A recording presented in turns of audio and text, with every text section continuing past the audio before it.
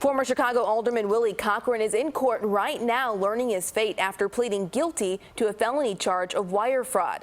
CBS 2's Vi Nguyen is live at the federal courthouse. Vi, what can you tell us about so far that's happened in this sentencing? Yes, good morning, Andrina. Court started about an hour ago. Right now, we are still waiting for the judge to hand down a sentence in this case.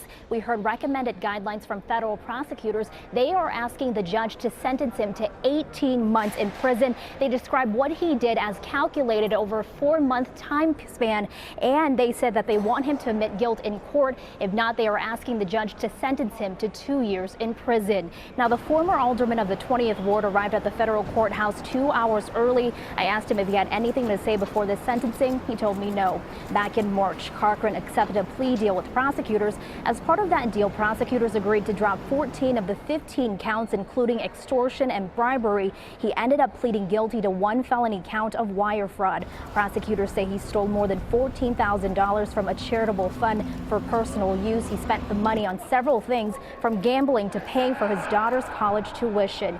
Meanwhile, the sentencing comes at a time where federal investigators have their eyes on members of the city council. Last week, federal agents raided the 34th Ward office of Carrie Austin. She told CBS 2 News she had done nothing wrong. Earlier this month, Alderman Ed Burke pleaded not guilty to federal corruption charges, the mayor even calling him to step down. Now, again, court is still happening right now. The judge still has to hear from several victims and the former alderman himself before giving him his sentence.